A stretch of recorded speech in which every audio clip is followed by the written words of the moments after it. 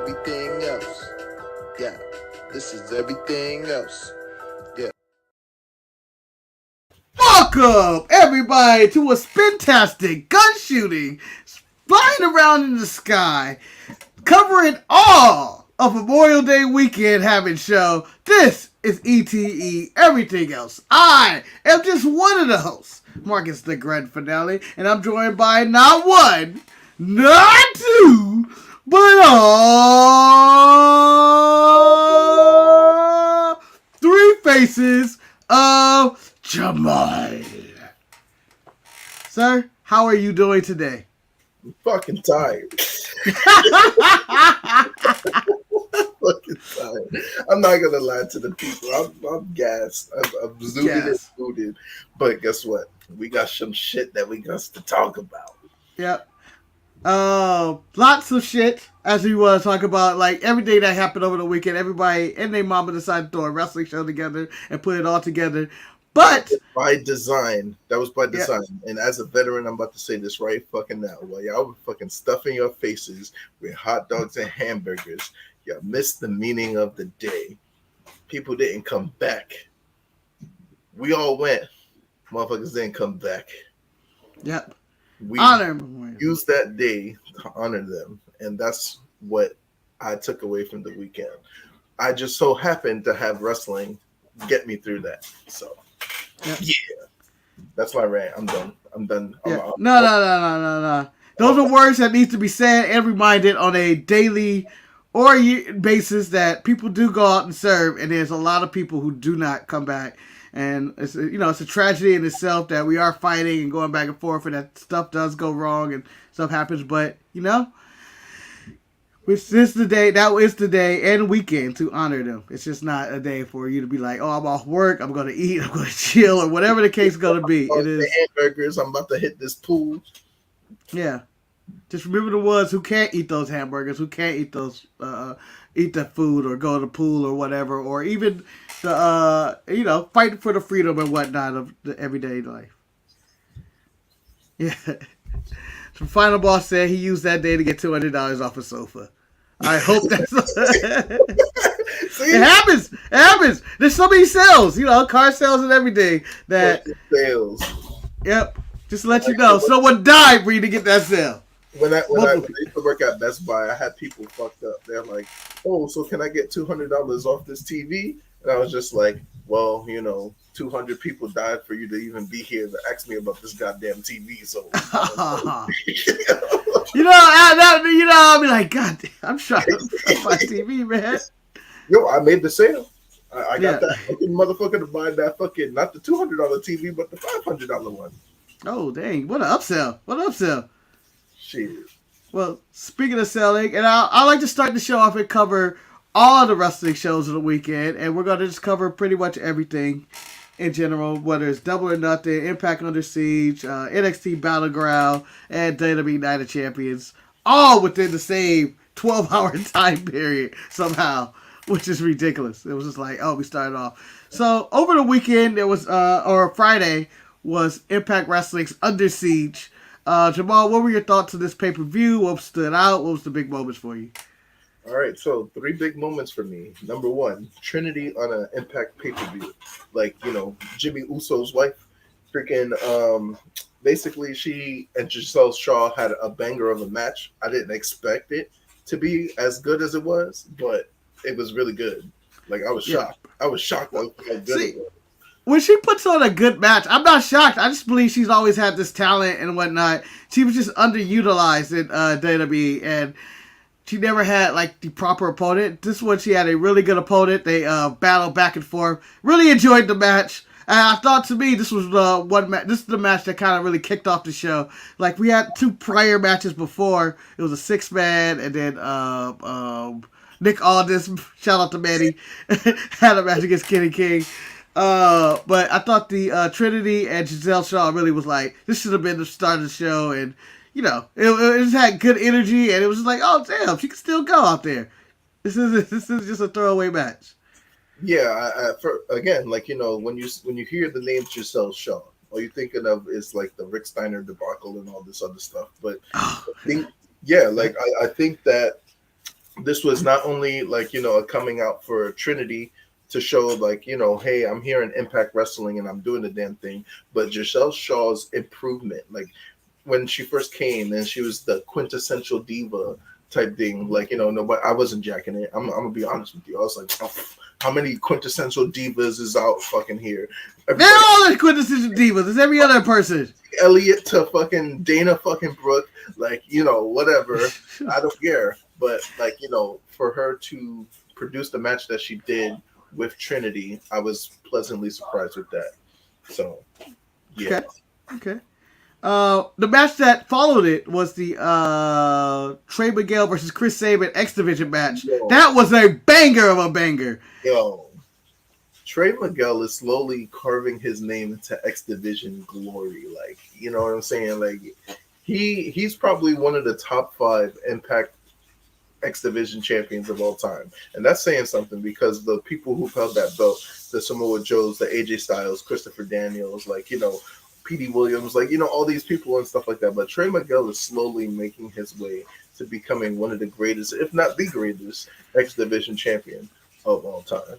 Yeah, and here's what I think is a weird parallel in wrestling that is really going on. You have Wesley in NXT as the North American title, who just passed the defense record of 10 or something of the North American title. And then you have Trey Miguel, who's working toward most defenses and just the longest title, one of the longer title reigns in X Division history as well. And it just seems like we're on a collision course for these two former tag partners to basically like collide, but they're completely different companies. And I just feel it's a really nice parallel that both of them are striving in singles, well along in from the group The Rascals. And then even with like, if we're looking at like on the indies, like the other 2 Rascals, which was Myron Reed, who recently joined like a couple years ago, whatever not, and then you got Zachary Wentz.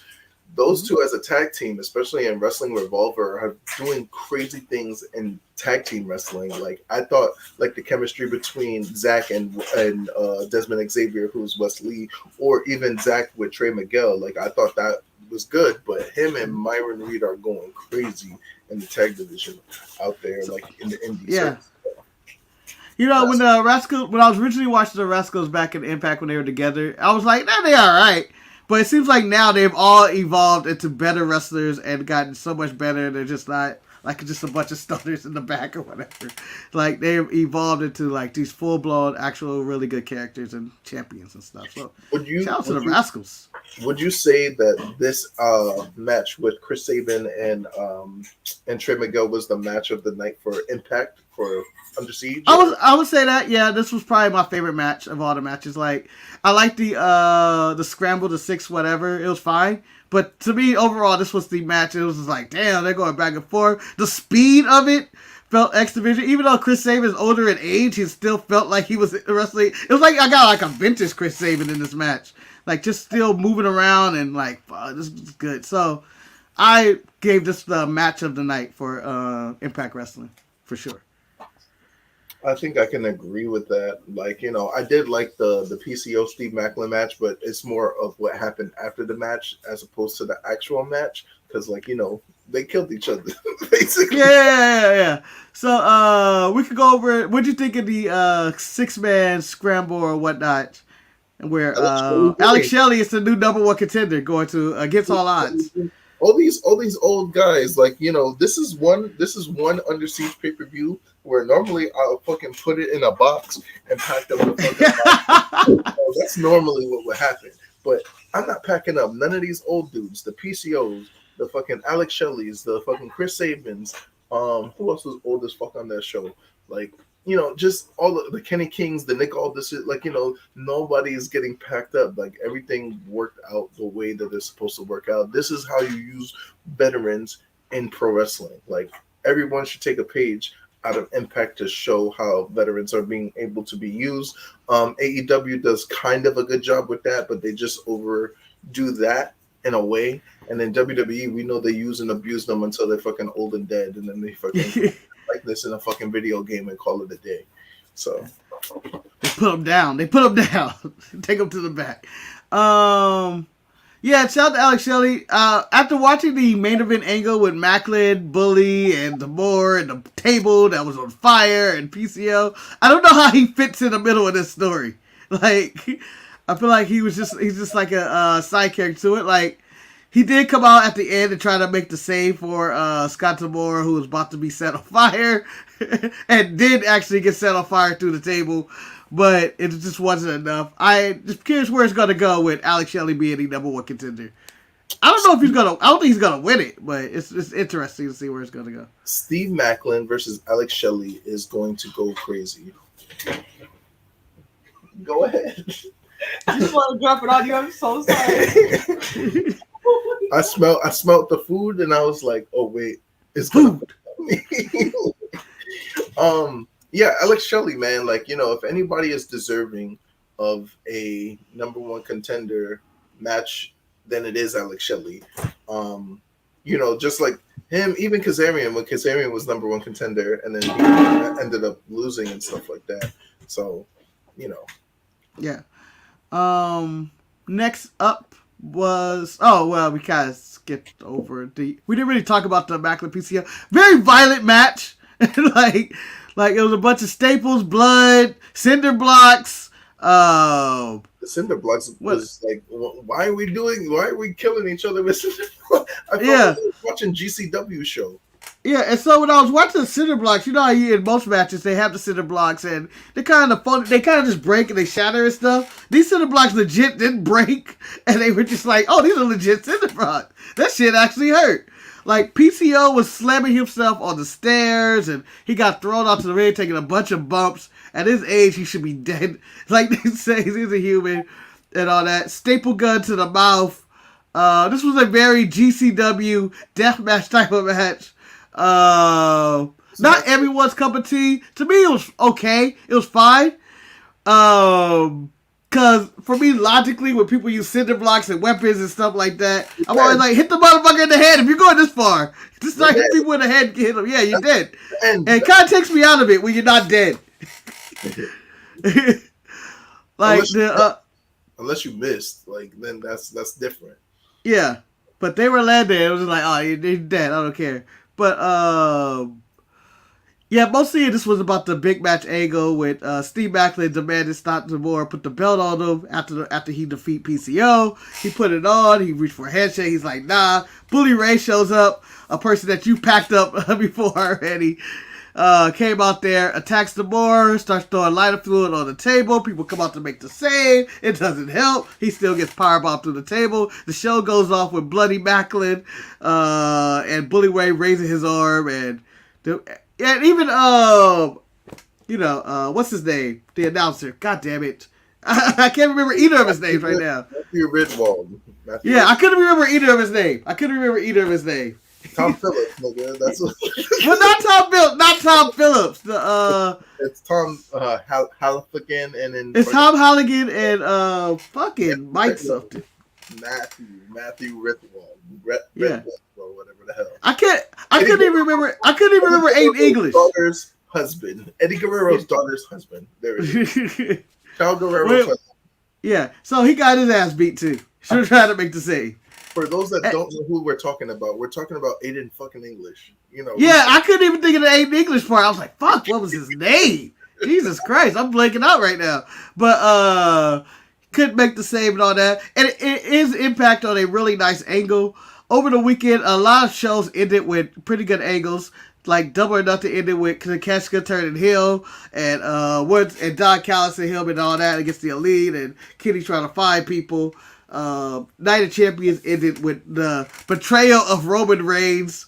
And Battleground just kind of ended, but NXT this week gives you Baron Corbin.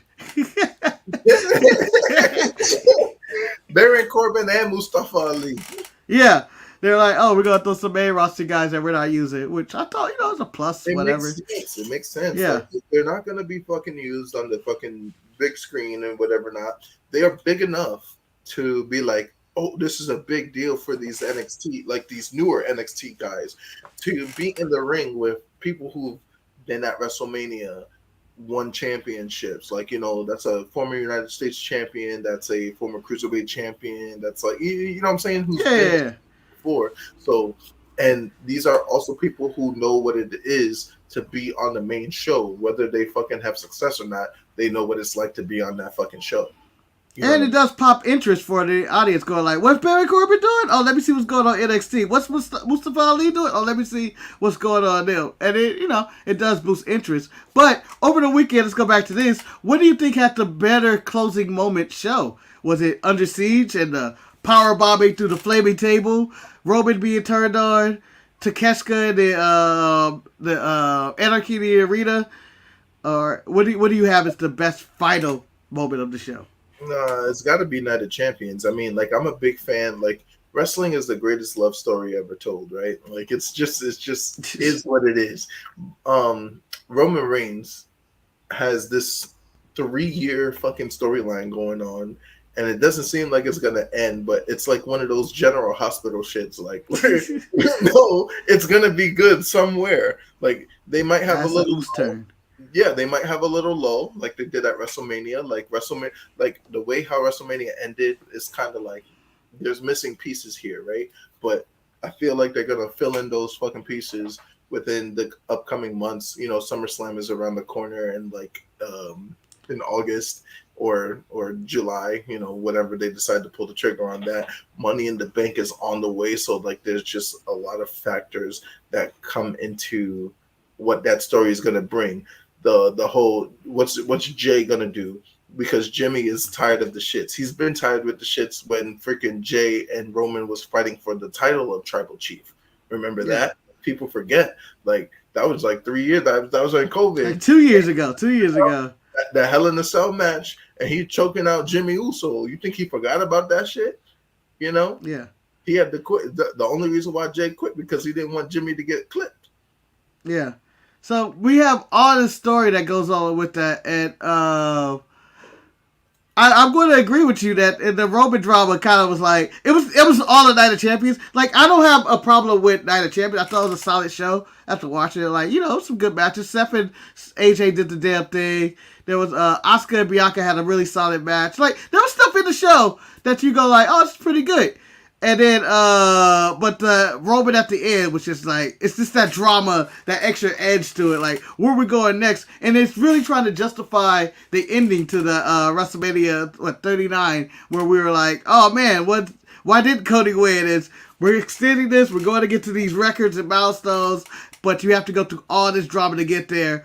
And it seems like the Usos or whatever else, whatever happens on SmackDown will be the next big push. Whatever's going to happen at Money in the Bank is going to lead into the feud at Money in the Bank. Whether it's the Usos and Solo and again Roman all fighting each other, or is it something else? Is it more? Is it just Roman and Jimmy? It's baffling to me that it has to go down this way because, like, you know, I just putting the pieces together. The reason why they made a new world title is so that way they have a world title that the Money in the Bank winner can actually go after. You know what I'm saying? Like, Yeah. nobody's going after Roman. We saw Austin Theory try to do it, but obviously it didn't work. That would have solidified Austin Theory, boost his fucking career. He could be a top babyface right now, but they didn't decide to do no fucking pulling of no triggers or nothing like that. Okay. Past 1,000 days or whatever not, but still, like, you know, WWE has a problem with building stars. And when I say building stars, I'm not talking about like, oh, they could put the strap on somebody's back and make them fucking overnight star, but building them naturally, organically. And then by the time that they try to do it organically or they try to listen to the fans, it's a little too late. Like nobody gives a fuck. Baron Corbin's a perfect example. Remember when 2014 Baron Corbin, when he was just like, din, din, din, din, din, din. He didn't talk, he just came out The there, Lone Wolf. ended niggas, and then that's it. Niggas was counting in the matches. Like, you know what I'm saying? Like, they were just 1, 2, 3, 4, like 10 seconds, and then the match is over, and then he's just doing the damn thing. As soon as he gets on the main roster, now you put a mic in his hand, now he's doing all these. Like, don't get me wrong, Baron Corbin has vastly improved from the time from NXT to now, because he's like a fucking chameleon. He could be a bum, he could be a constable, he could be a GM, he could be fucking all these things. That's why he's in the position that he's in. But for him to even win Money in the Bank and pull a Damian Sandow or John Cena, that shit is just crazy to me. He's champion by now, but he's not. Yeah, but no one who's really you're the only person. You and Eric are the only two people who have praise the name of Baron Corbin. But I'm in support of him. I think he's solid. He does great heel work. But I've never clamored for him to be the champion. It's not even like clamoring for him to be champion. I'm just saying, the way how shit went down, it could have went down differently. And I just call a spade a spade. If you suck, you suck. Yeah. If you're good, you're good. People hate Charlotte. But guess what? She's just too damn good. All right? People fucking shit on Ronda. But guess what? That transition from being an MMA fighter to a pro wrestler is good for her. All right? She is now underneath the learning tree of Shayna Baszler, who is actually a good pro wrestler, an actual good sports entertainer. She could do both. So that helps. That's why the tag team championships are in their name.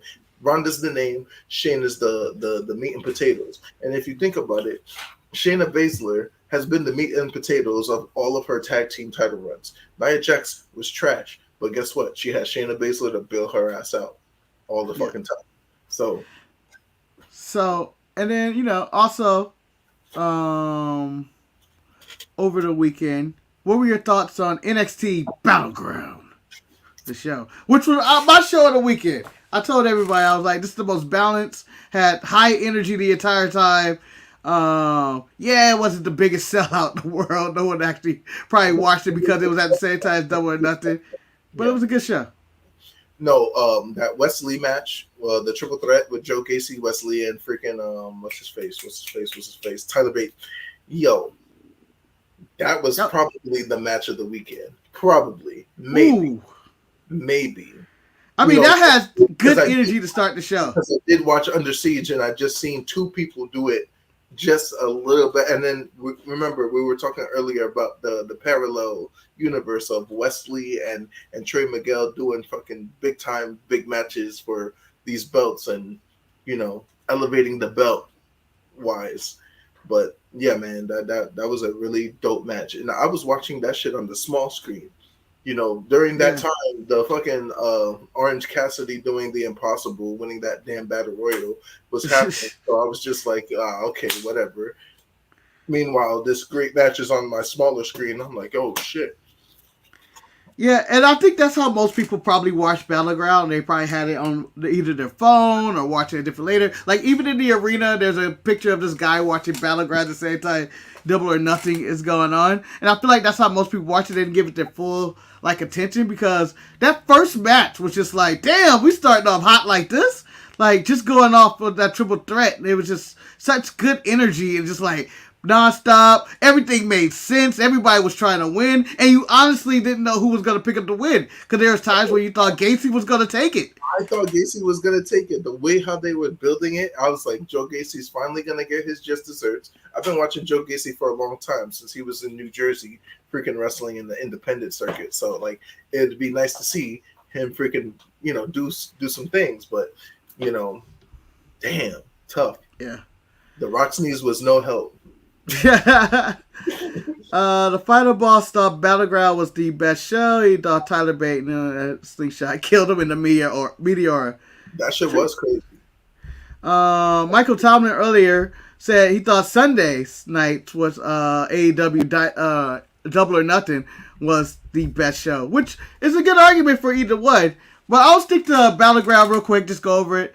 I thought my personally best match of the weekend was the Dragunov versus Dijakovic, which I thought, as brutal as PCO and Steve Cutler was, and they'll be using all these weapons, I just think the physicality and the difference of the selling of Dragunov, it just and Dijakovic, the pain that just felt like, Jesus Christ, these guys are actually destroying each other, and it was legit. it felt more unsanctioned than the unsanctioned match in Double or Nothing, and it just had like just this. I don't know. It was just this raw physicality. Like they incorporate Gunther chops with also violent fucking steel chair shots and kendo sticks. So that's why I was like, this was to me a tough match to beat. And I watched this after Double or Nothing and Night of Champions as well, and I was just like, this show is just fucking banging, and I don't think nobody's actually watching it. Yeah, so like the Dragunov Dijak match. This is a perfect example of what Dijak could do when you give him fucking time, right? Like, yeah. Dijak is a beast. He's always been a beast. He was in Ring of Honor doing beast shit. Like, you know, he's always done this. They showed glimpses of it with him and Keith Lee in NXT, those fucking the trilogy that they had. Like, you know, they've shown glimpses of this. Give him the time. The reason why I don't give it the praise that you're giving it is because I've seen Dragunov do this better with Gunther. See what I'm saying? Yeah. Like, you know, they did it with less. They did this better with less. You got a point with the Gunther. There were no weapons. It was just basically physical punches and stuff and abuse. And I'm not saying this match is better than any of those matches. No. But this is the best I've seen Dijak. It was a reminder of how good Dijak can be, too, as well, because you haven't seen him really good since pretty much the Keith Lee matches in NXT, because he hasn't been featured. Fucking T-bar bullshit, shut it down, all this, like, you know, fuck. Yeah, as the final boss says, Gunther is the weapon. Dead ass. Yeah. We saw that when he fucking handled Ali at Night of Champions. Yeah. And then the main event of Battleground, I enjoyed it a lot. I thought this was a lot better than the one they did in LA. It had more energy to it. And then Breaker as a heel is a much better wrestler than Breaker as a face. Like, he's more like he brings more of that aggression to a guy hit with his size and speed and athleticism, where it's not as big as Brock Lesnar, but you can see like the same like fuck, this dude's explosive, athletic, and it's scary. Well, he's a hybrid, right? He's a hybrid of his dad. He's a hybrid of his uncle. He's a hybrid of Goldberg, really, like too, like, you know, honestly. Like he's like Goldberg, Rick Steiner, Scott Steiner, all encompassed into one. Scott Steiner without the steroids. Rick Steiner with the personality, fucking Goldberg with the skill, like, you know, like it is what it is. When he killed fucking Mello with that fucking spear, ain't no way he's supposed to kick out from that.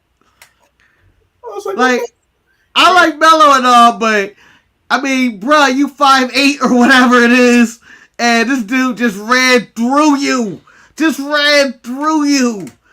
Ripped your whole body in half. You kicking out with your leg on one side of the ring and your arms on the other side of the ring, and you just like, I kicked out. Nah, you dead. It looked like Rhino Spear and SmackDown Shut Your Mouth. That's what that shit looked like. Yeah.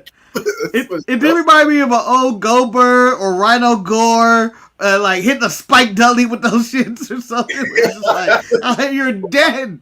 Ugly. Yeah. Damn. It's yeah. I guess now we can cover the AEW Double or Nothing. What were your thoughts or highlights from the show, or what your opinion? Because this one, I saw you posted the mid-card mess. This was your number one show. And I think you just said it right now as well. You and Genesis both agreed this was the number one show. Yeah, like, you know, Double or Nothing. I'm not saying that it was like it was the best show of the weekend for me, because like it did what you thought that Battleground did. I'm not saying Battleground didn't do what you said that it did, because it did. Calling me a liar? You're calling me a liar? No, I'm joking. but you know, it had everything. It, like, you know, from the beginning, which was the battle royal that Orange Cassidy somehow fucking won. You know, that was drama. Yeah. I thought Shane Strickland was about to fucking take it, but they had me. Like, you know what I'm saying? I was like, okay, I was invested in it. You know, all the different storylines that was going on in that match just alone. The Adam Cole, Chris Jericho, unsanctioned, okay, whatever, glorified no disqualification match, whatever. Britt Baker came back, oh, who gives a fuck, like, da-da-da.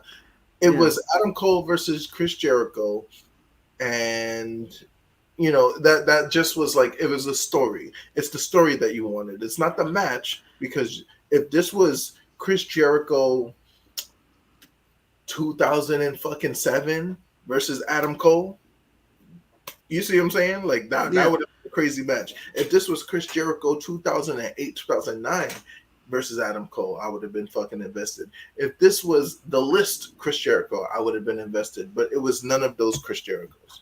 It was Chris Jericho, the Judas JAA bullshit. Yeah.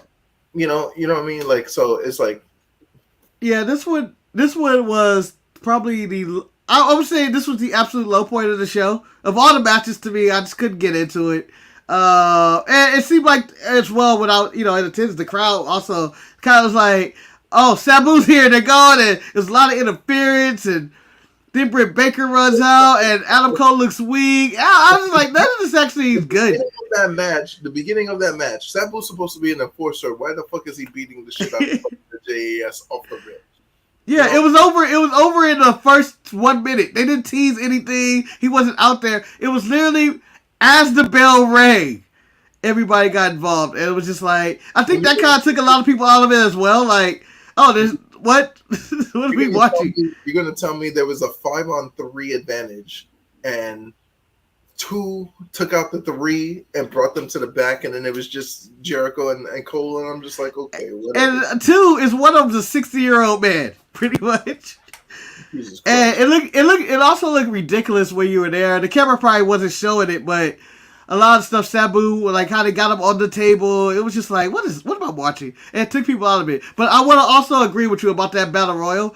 I disliked the Battle Royal from the beginning. The beginning of the Battle Royal was trash. It was just a lot of people fighting on the outside. Rules looked weird. People were jumping over the rope. And I'm going like, none of this shit makes sense. But when it got to the end, with Swerve and Orange Cassidy, it got really good. And I was like, why couldn't they just book this match? Orange Cassidy versus Swerve for the international title. I would have been more invested in that. If Swerve lost, whatever, he won, whatever the case may be. Hopefully this is a building block for that story where you eliminated me in this Battle Royal. We can feud and have Orange Cassidy in a real feud instead of these one-offs on Dynamite that he's been having recently on every show. I think that was the purpose of this Battle Royal, to show, okay, these people are beefing. These people are beefing. This is potential beef. Like, you can even argue Big Bill, Cass, XL. Got a good showing. He can go after Orange Cassidy after the fucking shit, or he can be like, yo, fuck Swerve, fuck the moguls. It's the firm versus the firm doesn't exist anymore, so it's just like, Big Bill. But again, like, him versus Swerve, or a triple threat, Swerve, Orange, fucking Big Bill, like, they set that up. Ricky Starks and the Bullet Club Gold. That alone was like, crazy, because Ricky Starks eliminated both of them in conjunction, and they beat the shit out of him on the outside. That set that up. But that one. Oh, sorry to cut you off. I'm sorry. You go. I'll bring that up later. The Bullet Club Gold. The Mexicans was teaming with each other the whole match. Like, that was with each other the whole match. It was a good move. Good move. Good strategy. So, but I just had a problem with some of the stuff. Like, I didn't like the fact that Jay White, who's this big, Jay White's Jay White. Jay White. Just in there, just got eliminated, just dumped out. Same as Ricky Starks or Juice Robinson. They were in there, but there's nothing memorable about them being in there. They just had their little fight, and it was like, oh, it's it. When we were getting this feud, and this seems to be like I don't think this is the blow off, but it just seemed like, this is where we at. It seemed like they should have had their own pay-per-view match. I don't know if they showed this on the big screen, because you were there, right? Yeah. Okay, so in on television, they showed in the back fucking Bullet Club Gold beating the shit out of Ricky Starks, and fucking FTR came after they won their tag team title match against Jeff Jarrett, and so they came back to save Ricky Starks, so that could possibly set up it was, pun intended, catalyst of Club Gold versus FTR probably in the future. So like it planted the seed at the Battle Royal to fucking do that in the back. So like, I don't know if they showed that on fucking the back. So nah, we didn't get any of that. No. So I was just putting context to why that kind of happened or potentially happened. But going back to freaking Adam Cole and fucking Jericho, it's just like it was just there. It was like the weakest match of the night of that card. What was the next match? Tag match, tag team titles of FTR. Basically, the old man tag match, basically. But I enjoyed the shit out of this match. This was a fun match, just in general. I thought Karen and Aubrey Edwards in the spot with the guitar, and that was a fun spot to have. But, you know, I can see how this wasn't either someone's cup of tea or not. But for me, it was old school. It was fun. Jeff Jarrett at his age is still, you know, performing decent matches. You said Jeff Jarrett? Jeff Jarrett. Jeff Jarrett? Oh, damn, you're packing him up. No! You can't just pack up JEFFJAREEDT. I'm tired of it. I've seen it enough. I've watched enough Impact Wrestling for your fucking stain to still be there. Anytime I hear King of the Mountain, I already know. If I hear the Mountain, I'm thinking the King. My world. Yeah. But they got a solid match. I appreciate that way. But, you know, moving on ahead, I'm going to skip ahead of all this other stuff. You know, Jade lost her title to beat Ty Valkyrie, then lost to Statlander.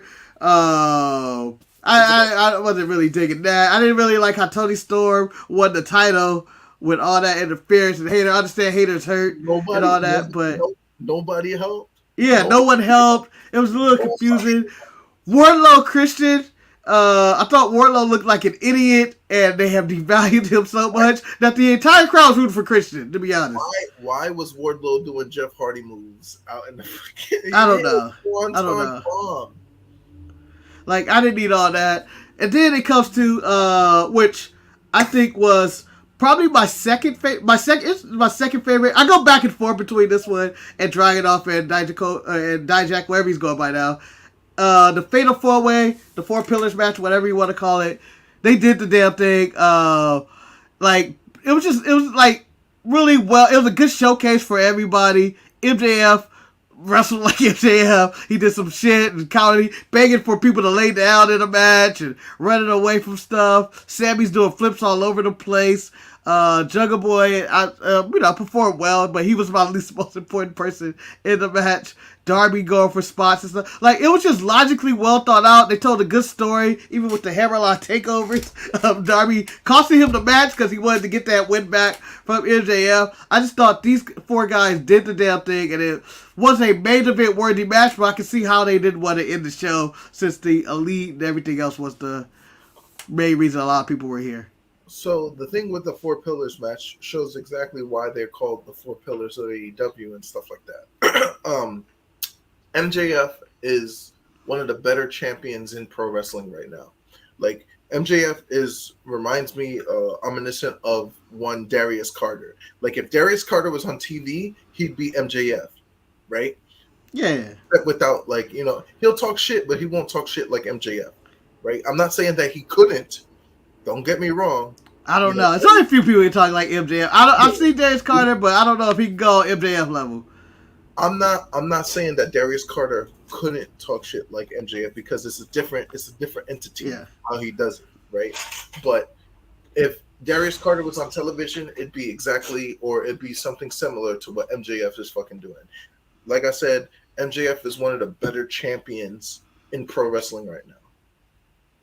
Out of all the world title champions that's right now, like the Sonatas, the Romans, the Steve Macklins, the Tyruses, he's one of the better world champions in pro wrestling right now.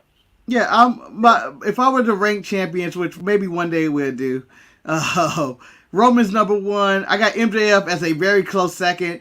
I'll probably get a better match and mic work out of MJF, but the Roman story is just, you're invested and you're stuck. You're stuck. It's just stuck at number one. 3, I will probably go with, it's out of a toss-up between Gunther and, what's his name? I'm blanking out. World champions, or we're just talking champions in general? Well, I Intercontinental Champions, technically. Intercontinental means world. That's why I threw it in there. That's why it's technically in there. And I like throwing Gunther in there anyway. I just like it because he's my guy. But I'm just talking champions in general. You know what I'm saying? Like, if Yeah. we're just, I have a belt. If we're talking about I have a belt, then it's still Roman, MJF, fucking. You have Gunther. You have Trey Miguel. You Yeah. have what's her face? Wesley and even Bianca Nah, lost her belt. is not is top 15, not top 10. Ooh, top 15. Yeah, top 15, not top 10. Like, Tyrus is number 9 on that list. And the only reason why he's at number 9 and not like in the 15, 11, or 12 or something like that is because he's on Fox News every day with the fucking NWA World Title. Stop the madness. I'm still putting him in top 15. I don't think the wrestling world and community is going like Tyrus is the man. Tyrus is the. I gotta go with Tyrus. I'm just speaking in like putting eyes on that belt or making sure that people are looking at the belt. This is Manny still out there with Ultimate Dragon, still number 1 champion. I don't care how many belts he still have. Right. Steve Macklin is on the 15 spectrum too. Like, you know, even though he's Impact champion, he's on that like 15, 11, like, you know, 14, like somewhere in there. Like, if we're just talking, because we're ranking champions, you got Hiromu and shit like that going out there. Like, it's gonna be hard. You even got to put Orange Cassidy may even make top 10 champion at this current moment. Is number 6. Orange Cassidy is number 6. He's not number 5. He's number 6 on my list. Yeah, somewhere out there. Like, we can go on, and I mean, we're not even talking about just women in general titles, whether it's what's going on at Stardom or like stuff like that. Is on that list, you know? Yeah. Maybe that's a side project we can do in the ranking the top 10 champions out there. Well, we have to look at fucking champions. We'll probably do like I don't know. We have to do a big list, like 25. We can do a 25 list. Top 25 champions. And that reminds me, it's too many damn belts. It's too many damn belts in the world. That's what that reminds me. That we can do top 25 and still be like, you know, we're missing like 3 people. Like, goddamn. But like, this is an opinion. This is like, you know, it's not. Yeah, it's not definitive. This is the definitive. Like, no, this is yours. This is mine. We compare, contrast. We'll go 25. This is my 25. This is your 25. And then, like, you know, obviously it could repeat because, like, you know, your fucking 17 might be my number 7 or some shit like that. Like, you know what I'm saying? Yeah, your Tyrus at 9 is probably not making my whatever. He'd probably be. I give him 25. I give him 25 or something. But also, main event, Double or Nothing, Anarchy Arena. What are your thoughts on that? Manny was talking about this guy doing blackface, but I don't. What are your thoughts? I don't think it was really doing blackface. I think it was just like a guy in black paint with a mask. But again, like what I was watching the show. When he was like, it was in poor taste. I kind of could see where that might be in this day and age. You recently said that you wasn't offended by it, but like, you know, nobody was really. What fucked me up about that match is that they were doing some New Jack shit with fucking playing Wild Thing the whole fucking like. Yeah. So that they played Wild Thing for 8 minutes. I was like, are they gonna come play this fucking song for the entire? Yeah. And then Arena, we were because they did this last year, and I think they played Wild Thing either twice or 3 times to start the match, and I thought it was fine. And then they did it again this year with the band, and I was like, you know what, fine, it's gonna be the tradition. They just play fucking Wild Thing and all that. But by the 4th or 3rd time he was singing, I was like, someone shut this motherfucker. And then by that time, I think it was Matt or Nick. I think it was both of them actually. They went up and I was like, oh, they got super kick them. They just beat the shit out of the band, and they did. To me, it was funny just watching. I don't know how much they picked the TV and the band scurry around and going like this, and then like 2 guys just drags his dead body out of there. Wow, thanks, super kick. Yeah. So, Did the people win the match? Did the Blackpool Combat Club, the right people, win this match, or should the Elite have won? Well, I believe the right people won. I believe they're continuing more with the. I think the feud may be still continuing, as Kenny alluded to after the match, his post-match, talk that was off camera, where he's like, "I got 1 or 2 friends. Maybe it's going into Blood and Guts or something. I don't know where we're actually going with this friends? After this. Yeah." Well, we know one of those is Kota Ibushi. Who's I don't know. I don't know who the second one is. It can be anybody. Goddamn. Yo. Marty Skrull, son. I don't think we're bringing Marty back. Okay, actually, Maybe for Wembley they might. I don't know. I don't know where we're going with this. To be honest, where Marty Skrull. Don't, yo, how unless crazy would unless they're bringing it, yeah, it'd be insane. It going like, oh shit, but I don't know if Tony wants that heat. I'm like, oh, we gotta bring up all Marty shit. And, it's accusations, dog. It's yeah, all accusations. Like half of the shit that like motherfuckers was like, oh, he did this, he did that. It's like, okay, we're gonna fucking go hard on Marty Skrull about fucking sexual harassment, sexual assault. I'm not saying that he did or did not do these things, but fucking Matt Riddle had these same accusations. Fucking what's this, like Joey Janela and fucking like there's so many different people that fucking get caught up in this. I mean, Zachary Wentz, who was Nash Carter, right? He got fired from WWE because of the accusation that Kimberly, who is not wrestling anymore because she can't handle fucking the mental anxiety of fucking being a pro wrestler. Like she stopped being a pro wrestler, ruined this man's whole fucking setup in WWE. Like fucking Sue Young fucking cost Rich Swann his WWE contract just by fucking accusations alone. And now he's in the same company, or he went to the Impact to, build himself back up and stuff like but they're that. still together. That's my point. Like the accusations, like, it's just crazy how like. But with Marty, like he actually admitted to what he did. Where I believe it's legal in the UK or whatever, but it's just not a good look. And then you're gonna have people bringing this up, and then Tony's gonna have to go out there and try to explain himself. I think as a person as Tony is working on, expanding AEW, bringing in more profit, I think that it will tear off sponsors, and then they'll be like, "Oh shit, we're messing up." So that's why I think Marty is out. I don't think anybody's going to try to touch Marty for a bit, So then if ever. I think, right. You gotta go Japan. Yeah. Who's in Japan that is aligned with like a Kenny Omega Bullet Club or just Kenny Omega Japan at all? I have no clue. To be honest, I have no one left. Who's not doing nothing right now in New Japan Pro Wrestling? I don't know. Kazuchika Okada, nigga. That's who. Bushi and Kazuchika Okada, my nigga. I don't care about Okada being the fucking 6-man champion on fucking some boob ass fucking. No, nobody gives a fuck about that. All right? If he's not in the world title picture, he does not matter right now. So he could come. Okada and Ibushi, he still got friends. Yeah, I got Ibushi being one, and then I can also see they'll throw an Adam Cole back into with the Elite as well. He's already there. He's already friends with the Bucks. They can easily turn him face and be like, "Here we go." They killed Adam. They killed them. They killed him, but together. They killed Hangman. Hangman's back with one eye. Yeah, okay. I can see your point. Yeah.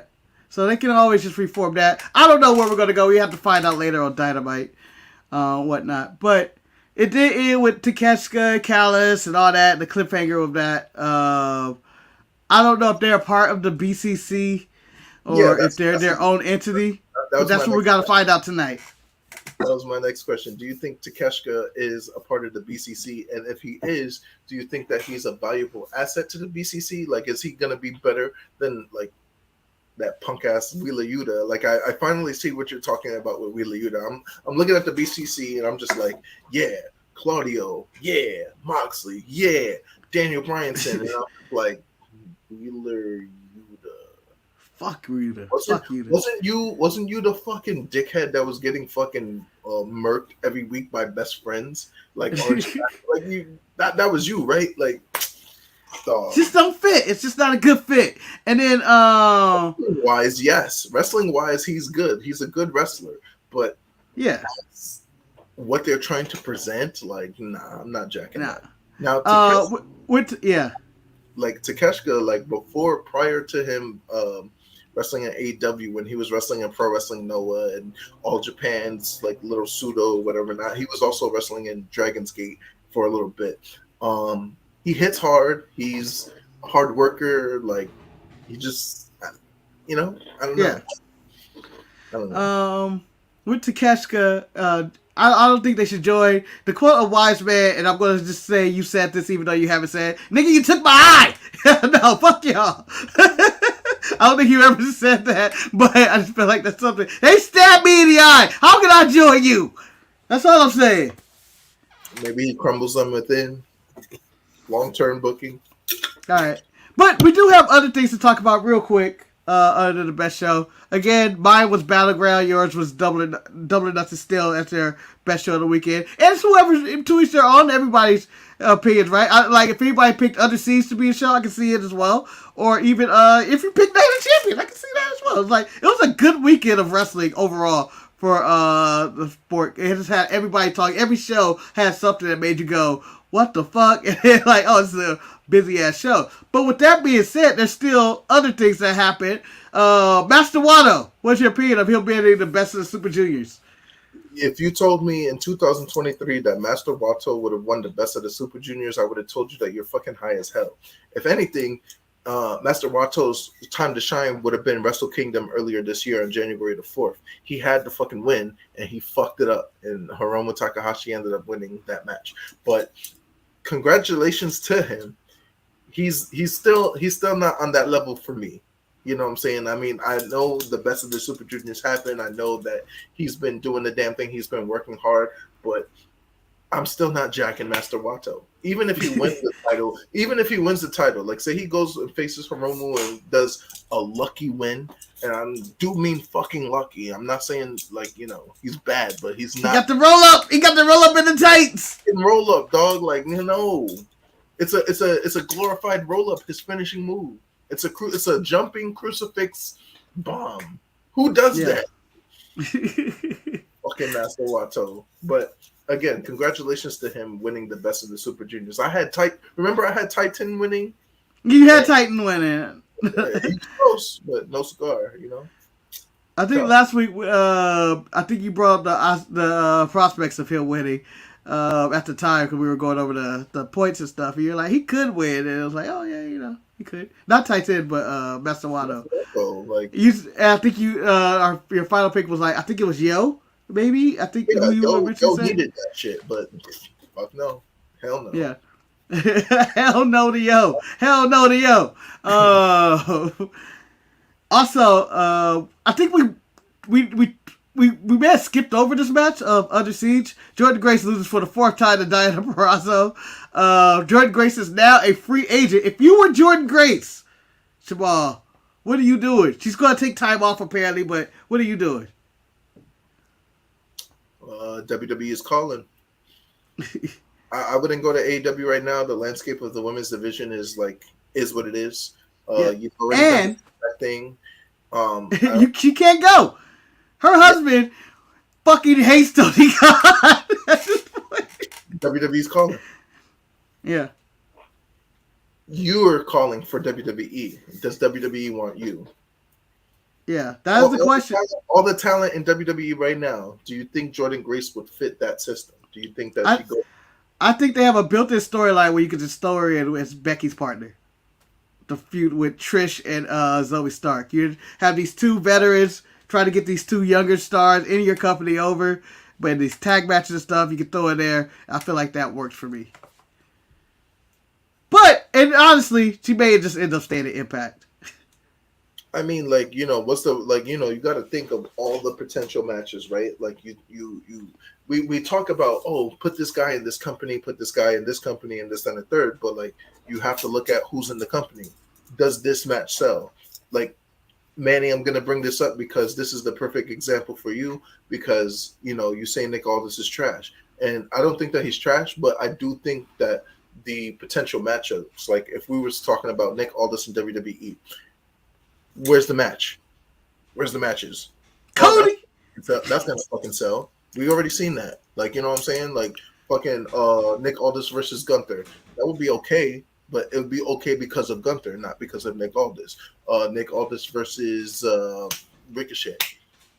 No. Nick Aldis versus Braun Strowman. No. Let's just not get off the rail. We all know where this is going with Nick Aldis. There are no matchups for Nick Aldis. Exactly my point. So, like, you know, what is the matchups that Jordan Grace could have? The Jordan Grace versus Raquel Gonzalez. That's a match I would like to see. Jordan Grace versus Rhea Ripley. That's a match I would be dying to see. Jordan Grace versus Bianca Belair. Jordan Grace versus fucking Piper Nevin. Jordan Yeah, yeah. Grace. There's a lot. There's a lot. There's plethora. If she went to the NXT realm, the WWE really is trying to build their women's division. Even though Ronda is saying there's no depth, it does seem like they're trying to build that depth as well. But I also can see her ended up in New Japan or go the Stardom route with trying to build that with Mercedes, who's out there and pretty much alone in that division, fight Willow Nightingale and stuff like that. Like, it could be a good mix. But who knows? But I don't see AEW as the option, even because of the bad blood her husband have that company and everything else. There's also the secondary option, go back to Ring of Honor. But again, with him hitting Tony Khan, that's not going to happen. Yeah.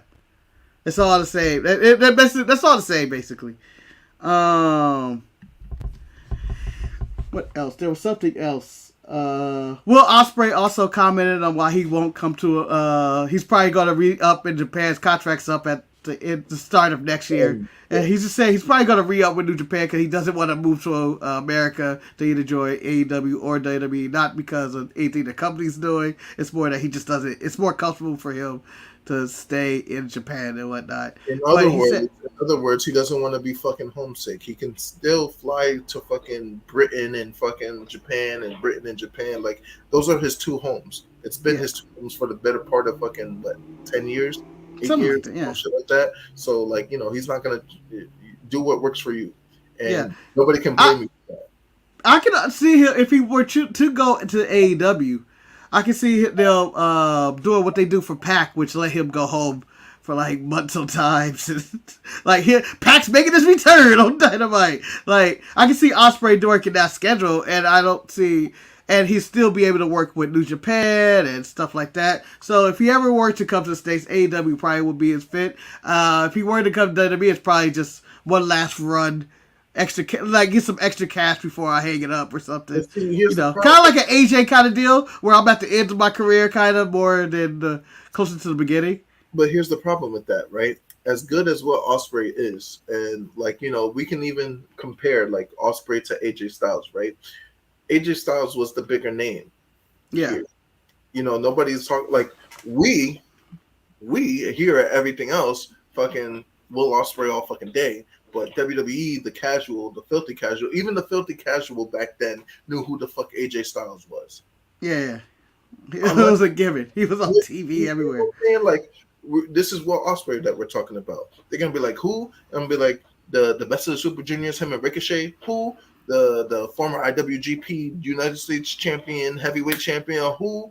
The leader of United Empire. Who? Like, that's what's happening. Fair point. I think that's kind of everything. I don't know if there's anything else you want to cover. I know they announced the card for All Together again. I have that card actually on standby, but so good.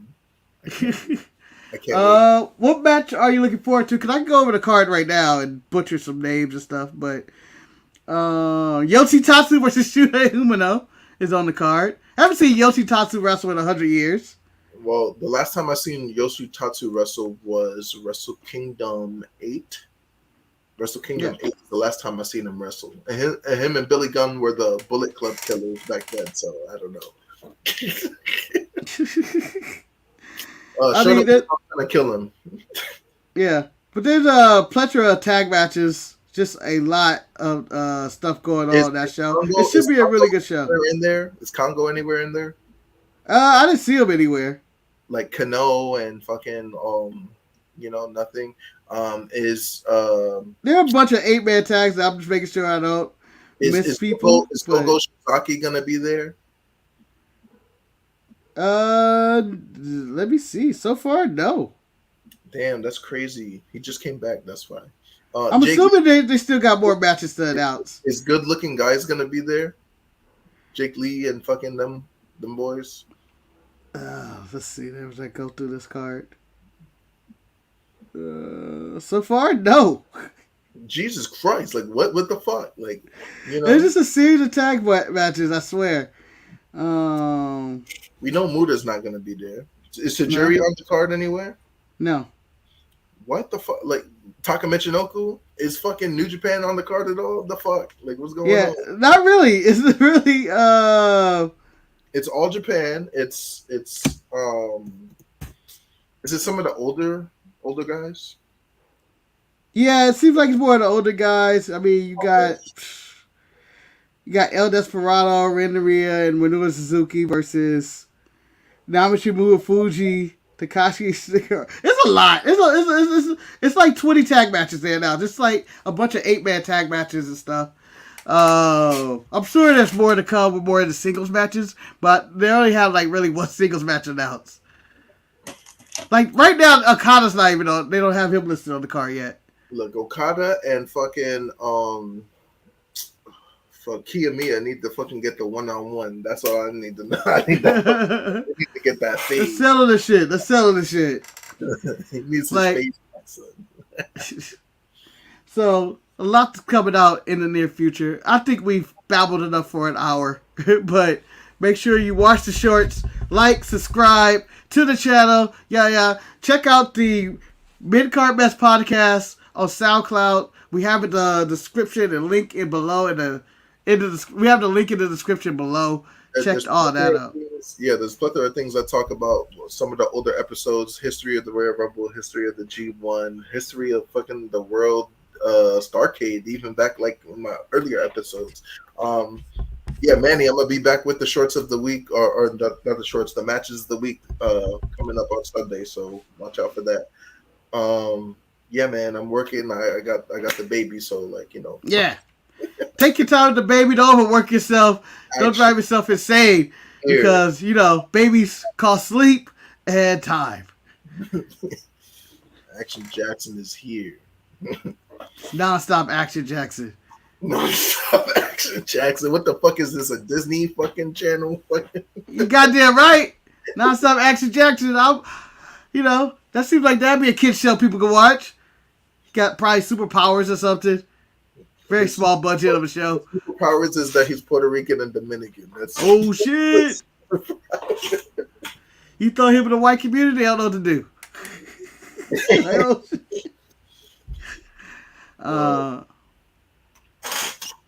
Anything else you would like to add, Jamal? Because we're going to conclude the show with the bye, the peace, the guns. I don't know how we end the show. Man, we never end the show at the same way anytime. So yeah. Yeah, you got a point. Our shit, man. We're on every fucking day. Every day. Monday, Tuesday, Wednesday, Thursday, Friday. We got the fucking best of out. Go peep that out. Go like that shit. Yeah, so tune in tomorrow for more of the show when we are covering AEW Dynamite and NXT, where Baron Corbin and Mustafa Ali make their reappearance on those shows and brands. And Excalibur now. And Blair Davenport has returned as the Masked Woman. We knew this. We knew this. Manny called it months ago. I can't wait to talk about it tomorrow. Yeah, I thought it was going to be a swerve. It was going to be like Xia Li or something. Like, oh shit, they brought Xia Li back. She's been attacking hoes. Yeah.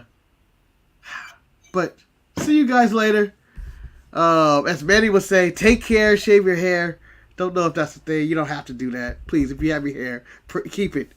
Please keep it. It's gone, bruh. It's gone. Yeah, it's gone. It's gone. It's lost forever. All right. We'll see you guys later. Have a good night. Wrong button.